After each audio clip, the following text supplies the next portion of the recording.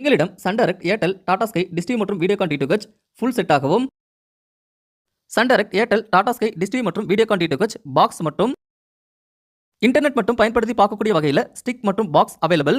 இதில் உங்களுக்கு Jio TV, local TV, இலங்கை channels அனைத்தும் கிடைக்கும். இந்த பொருட்கள் அனைத்தும் மிக குறைந்த விலையில் தமிழ் DTH.com மற்றும் இந்த மொபைல் நம்பரில் கான்டாக்ட் பண்ணீங்கன்னா எங்க கிட்ட நீங்க வாங்கிக்கலாம். தமிழ் பேசும் அனைவருக்கும் வணக்கம். நீங்க இப்பதான் நம்ம சேனலுக்கு ஃபர்ஸ்ட் டைம் வந்தீங்க அப்படின்னா இந்த வீடியோ கீழே இருக்க ரெட் கலர் சப்ஸ்கிரைப் பண்ணி சப்ஸ்கிரைப் பண்ணிக்கோங்க. அப்படியே பக்கத்தில் உள்ள பெல் ஐக்கானை கிளிக் பண்ணி ஆல் நோட்டிஃபிகேஷன் நீங்கள் செட் பண்ணி வச்சிட்டிங்கன்னா நாங்கள் போடக்கூடிய அனைத்து வீடியோக்களும் உங்களுக்கு கம்பல்சரி நோட்டிஃபிகேஷனில் வந்துடும்.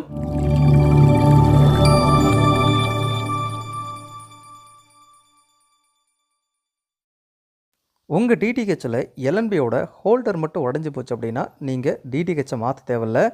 அந்த ஹோல்டரை ஈஸியாக நீங்களே சரி பண்ணலாம். ஹோல்டர் தனியாக போய் வாங்கணும் அப்படின்னு அவசியம் கிடையாது. இருக்கிற ஹோல்டரையே நீங்கள் சரி பண்ணிக்கலாம். இந்த வீடியோவில் எல்என்பியோட ஹோல்டரை எப்படி சரி பண்ணுறது அப்படின்றத பார்க்க போகிறோம். ஸோ எல்என்பியோட ஹோல்டர் பாதியை உடஞ்சிருக்கு. ஸோ கீழே இருக்கிறது ஒரு பாதி, மேலே நான் வச்சுருக்கிறது ஒரு பாதி. இந்த மாதிரி இதை நம்ம ஒட்டினா மட்டும்தான் இந்த எல்என்பியை நம்ம போட முடியும். அதாவது இந்த டிஷ்ஷோட எல்என்பி போட முடியும். ஸோ உடஞ்சது பாருங்கள், நான் உங்களுக்கு காட்டுறேன். ரெண்டுக்கும் உண்டான வித்தியாசத்தை பாருங்கள். உடஞ்சி போல்ட் அதிலேயே இருக்குது, இது மட்டும் வெளியே வந்திருக்கு. ஒரு சைடு மட்டும் நம்ம கழட்டியிருக்கோம். ஸோ இப்போது இந்த எல்என்பி ஹோல்டரை நம்ம சரி பண்ணலாம். அதுக்கு உங்களுக்கு தேவையானது மணல், அதாவது கல் நீக்கப்பட்ட நைஸான மணல் வேணும். ரொம்ப பெரிய கல்லுக்கெல்லாம் இருக்கக்கூடாது. மணல் வந்து ரொம்ப ரொம்ப நைஸாக இருக்கணும். அதுக்கப்புறம் ஃபெவிக்விக் தேவையான அளவு, அதாவது ஒன்று இருந்தாலே போதும், ஒன்றில் பாதி இருந்தாலே போதும். நான் 2 வாங்கி வச்சுருக்கேன். ஃபெவிக்விக்கு டேரெக்டாக ஒட்டினீங்கன்னா ஒட்டாது, மணல் போட்டு தான் ஒட்டணும். ஸோ இதுதான் அந்த உடஞ்ச பார்ட், அதாவது கீழே இருந்துச்சு இல்லையா, அதில் ஒட்டிகிட்டு இருந்த ஒரு பார்ட்டு தான் இது. இதை வந்து மேலே இருக்க பார்ட்டு கூட நம்ம சேர்த்தணும். ஸோ பாருங்கள், உடஞ்ச இடம் இது வந்து உடஞ்ச இடம், அந்த குட்டியாக இருக்கிறது உடஞ்சது. ஸோ இதை நம்ம ஒன்றா சேர்த்தணும்.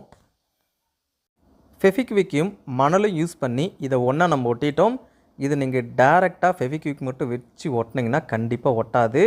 ஸோ ஒட்டுறதுக்கான சாத்தியக்கூறு இருக்காது. இந்த மாதிரி ஒட்டினா மட்டும்தான் ரொம்ப ரொம்ப ஸ்ட்ராங்காக இருக்கும்.